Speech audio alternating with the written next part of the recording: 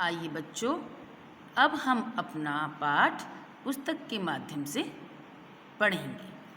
पाठ 6 है हमारा ग्लोबल वार्मिंग।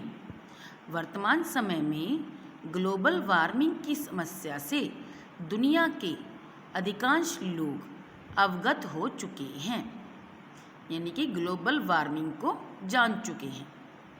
अवगत होना, जानना।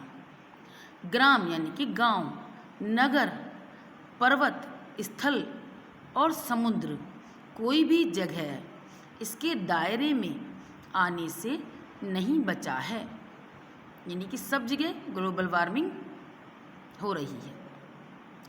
वैज्ञानिकों की राय में ग्लोबल वार्मिंग यानी धरती का गर्माना मानव जाति के लिए उतना ही खतरनाक और तबाही वाला साबित हो सकता है जितना परमाणु युद्ध या धरती से क्षुद्र ग्रह का टकराना है।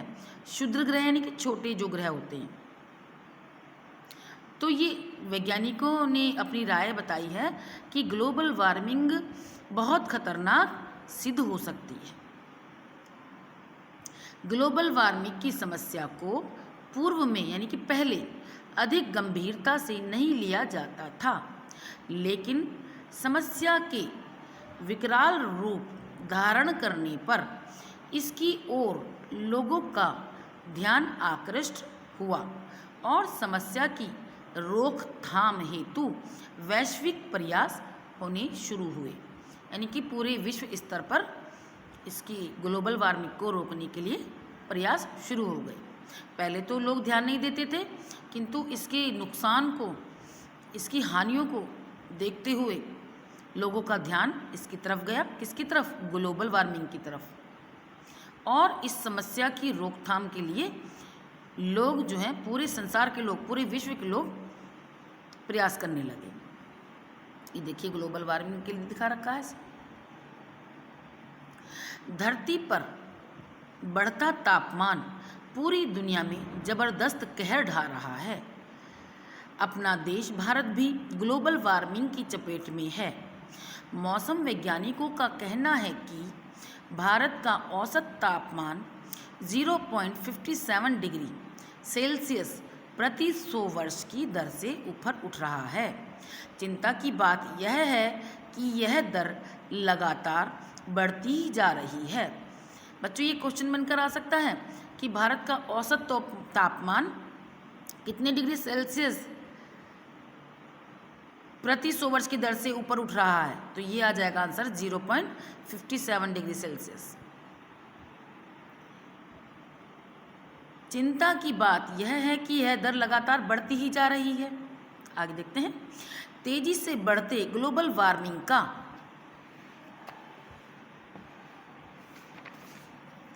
असर साफ दिखने लगा है। ध्रुवीय क्षेत्रों में तेजी से बढ़ते तापमान को इसका मुख्य कारण माना जा रहा है। ध्रुवीय क्षेत्र में तेजी से बढ़ते तापमान को इसका मुख्य कारण माना जा रहा है। द इंडिपेंडेंट की रिपोर्ट के अनुसार जून 2016 तक आर्कटिक समुद्र के सिर्फ 1.11 करोड़ वर्ग किलोमीटर में ही बर्फ बची है। पिछले 30 साल का औसत करीब 1.27 करोड़ वर्ग किलोमीटर था। ब्रिटेन के वैज्ञानिक पीटर बाथम्स ने अपने शोध में सितंबर 2016 तक आर्कटिक के 10 लाख वर्ग किलोमीटर से भी कम क्षेत्र में बर्फ के बचे रहने की संभावना व्यक्त की है। आर्कटिक से बर्फ खत्म होने से वैश्विक तापमान में वृद्धि होगी और जलवायु में अचानक बदलाव आ जाएगा। इससे पूर्व करीब 1 लाख वर्ष पहले आर्कटिक से बर्फ गायब हो गई थी।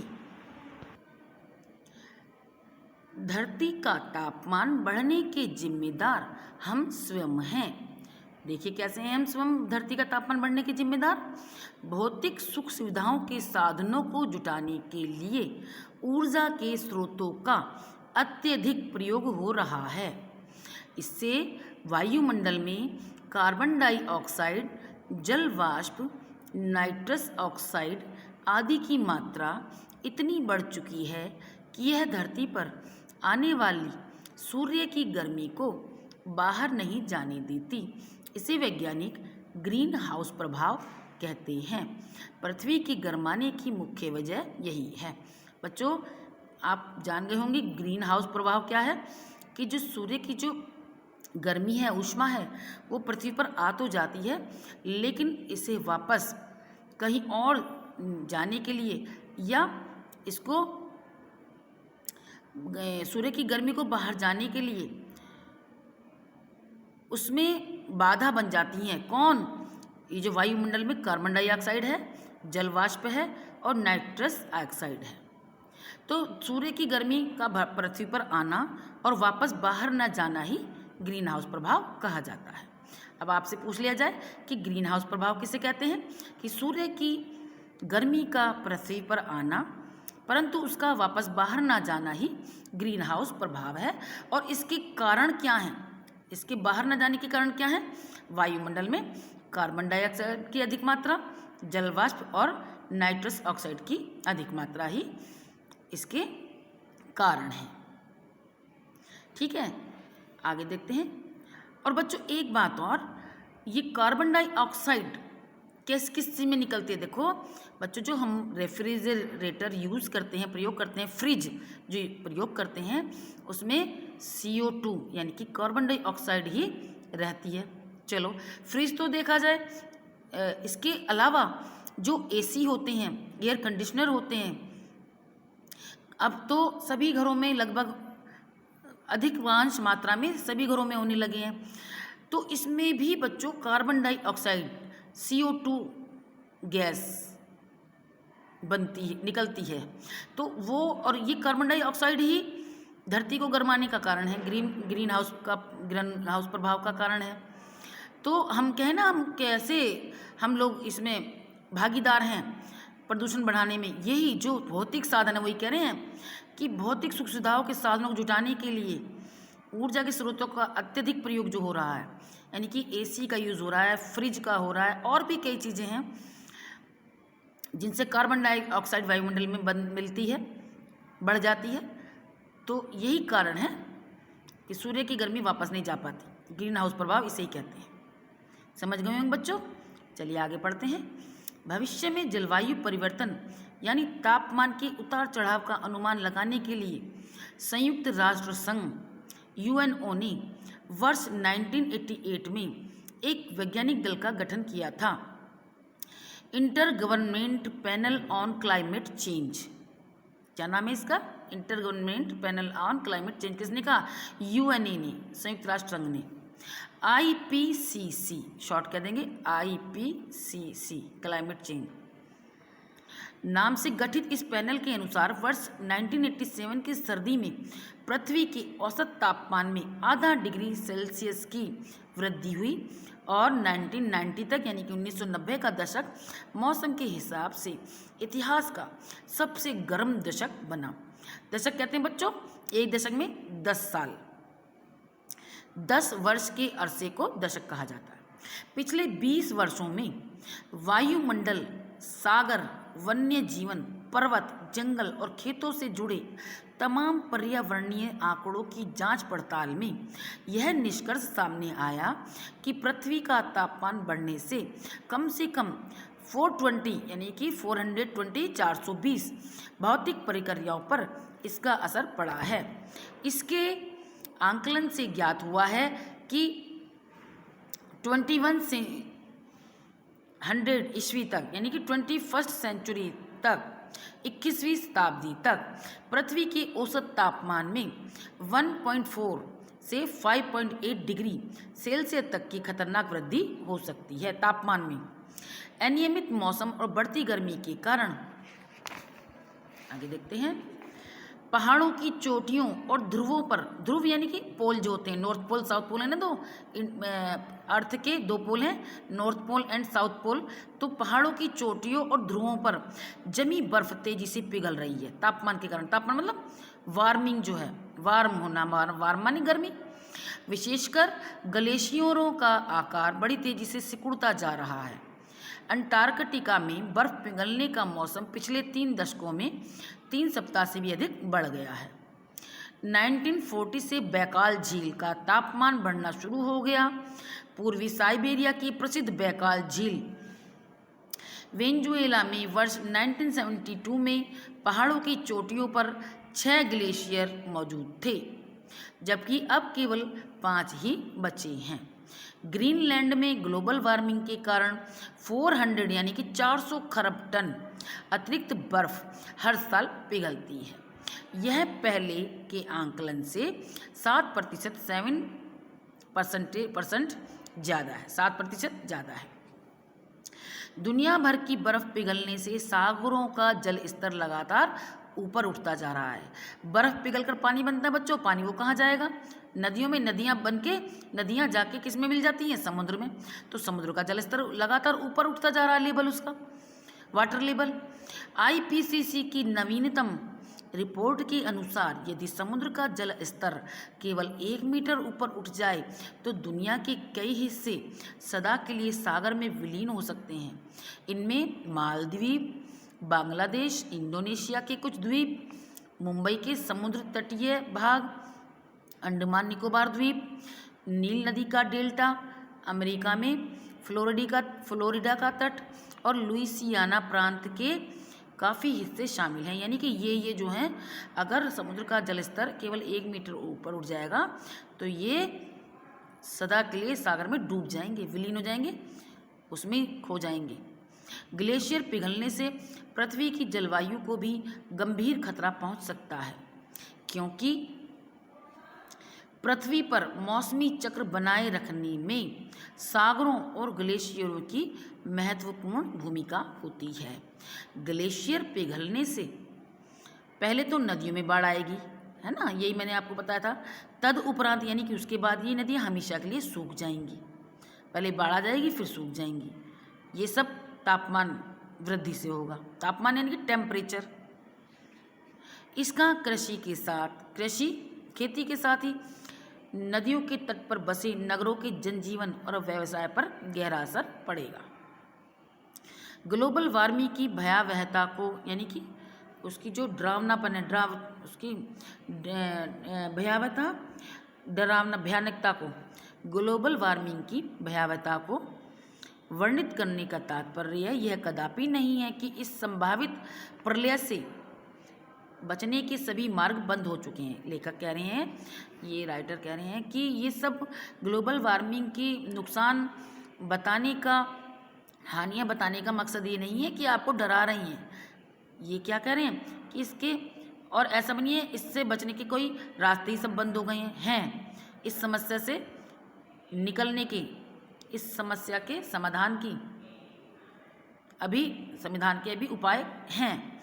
धरती पर तापमान वृद्धि के मुख्य दोषी, देखो आ गई बात, कार्बन डाइऑक्साइड को वायुमंडल से सोखने की कई तरकीबें हैं। चलो, अगर हम भौतिक साधन प्रयोग भी कर रहे हैं तो जो कार्बन डाइऑक्साइड उससे निकल रही है उसको वायुमंडल से सोखने की कई तरकीबें में, देखो सबसे बड़ी तरकीब क्या है?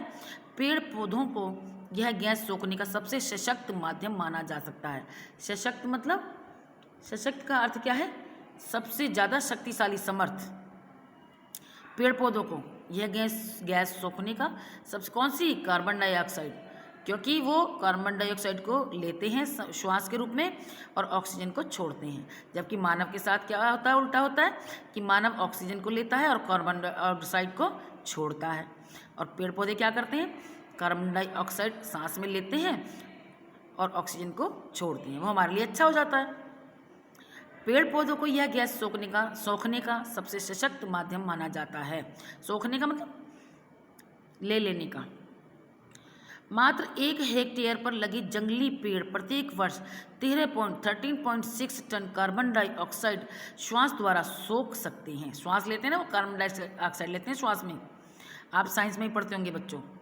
इसी तरह यदि खेतों में जुताई न करके जैविक कृषि तकनीक अपनाई जाए तो प्रत्येक वर्ष 1 हेक्टेयर कृषि से 2.7 टन कार्बन डाइऑक्साइड वायु में घुलने से बच सकती है।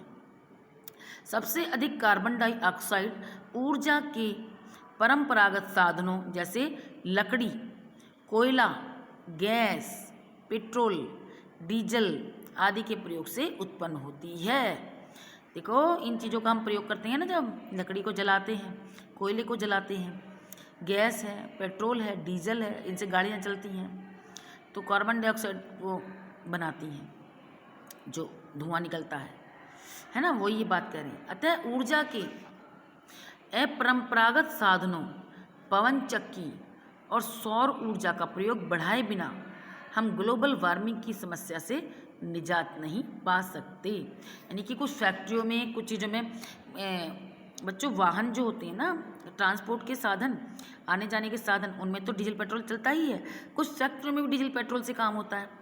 तो यही कह रही है, तो उन डीजल पेट्रोल की जगह हम पवन चक्की और सौर ऊर्जा का प्रयोग कर सकते हैं, तो उससे ग्लोबल वार्मिंग की समस्या, कार्बन डाइऑक्साइड बनने की समस्या थोड़े हद तक कंट्रोल हो सकती है, नियंत्रित हो सकती है। निजात पाना मतलब समस्या से छुटकारा, कि पवन चक्की को प्रयोग करो, सौर ऊर्जा का प्रयोग करो। सौर ऊर्जा सूर्य से मिलने वाली ऊर्जा, तो कह रहे हैं उसका प्रयोग बढ़ाए बिना हम ग्लोबल वार्मिंग की समस्या से निजात नहीं पा सकते, छुटकारा नहीं पा सकते। इनका प्रयोग करना होगा। मतलब जलवायु परिवर्तन पर अंकुश लगाने के लिए अब तक कई अंतर्राष्ट्रीय समझौते और संधियां हुई हैं। 1997 यानी कि 1997 में संपन्न क्योटो संधि इनमें सबसे महत्वपूर्ण है। बच्चे क्वेश्चन पूछा जा सकता है कि 1997 में कौन सी संधि हुई, या क्योटो संधि कौन से सन में हुई, है ना, ये क्वेश्चन बन के आ सकते हैं। क्योटो संधि में विशेष रूप से कार्बन डाइऑक्साइड के निस्तारण पर अंकुश के तमाम प्रावधान मौजूद हैं। आवश्यकता इस बात की है कि वैश्विक स्तर पर एकजुट होकर बिना किसी भेदभाव के इस समस्या का सामना किया जाए। पर्यावरण भविष्य का सुरक्षा कवच है, इसलिए इसकी रक्षा में ही हमारी सुरक्षा निहित है। तो बच्चों ये हमारा चैप्टर पूरा होता है। इसके शब्द अर्थ, कठिन शब्द, इसकी क्वेश्चन आंसर मैं आपको सेंड कर दूंगी, आप कर लेंगे। और ये और पढ़ लेते हैं हम। पेरिस जलवायु समझौता स्वीकृत। देखिए, ऐतिहासिक पेरिस जलवायु समझौते को संयुक्त राष्ट्र संघ में औपचारिक रूप से भारत ने 2 अक्टूबर 2016 को, यानी कि 2 अक्टूबर 2016 को अपनी स्वीकृति प्रदान कर दी। 4 नवंबर यानी कि 4 नवंबर 2016 से अंतर्राष्ट्रीय पेरिस जलवायु समझौता आधिकारिक रूप से लागू हो गया। पेरिस जलवायु समझौता पहला समझौता है जो ग्लोबल वार्मिंग कम करने के लिए दुनिया के अमीर और गरीब सभी देशों पर लागू होता है। प्रति व्यक्ति 20 टन कार्बन उत्सर्जन के साथ अमेरिका पहले और चीन दूसरे स्थान पर है, अमेरिका पहले।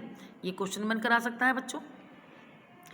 ग्रीन हाउस गैस उत्सर्जन में भारत की हिस्सेदारी 4.1% है और यह 10वें स्थान पर है। ये भी क्वेश्चन बन के आ सकता है। वर्ष 2030 यानी कि 2030 तक हर देश को ग्रीन हाउस गैस उत्सर्जन में 30% की कटौती 30% की कटौती संबंधी उपाय करने हैं। कार्बन उत्सर्जित करने वाले उत्पादों पर कर बढ़ाकर ये देश उत्सर्जन को कम कर सकते हैं। उत्सर्जन मतलब छोड़ना, कार्बन छोड़ना, जो बनती है फिर वो निकलती है कार्बन डाइऑक्साइड। उत्सर्जन मतलब छोड़ना। पेरिस जलवायु समझौते का उद्देश्य वैश्विक तापमान में वृद्धि दर को 2% से नीचे लाकर 1.5 डिग्री की वृद्धि तक सीमित करना है। ओके बच्चों, आज हमारा ये ग्लोबल वार्मिंग का पार्ट पूरा होता है और मुझे पूरी आशा है कि आप समझ गए होंगे ग्रीन हाउस प्रभाव क्या है और ग्लोबल वार्मिंग क्या है, कैसे होती है, इस समस्या से कैसे छुटकारा पा सकते हैं, इसके क्या समाधान हो सकता है, क्या उपाय हो सकते हैं इससे बचने के। तो आज हम इस चैप्टर के माध्यम से ये सब बातें समझ गए होंगे। ओके बेटा, ओके बच्चों, बाय।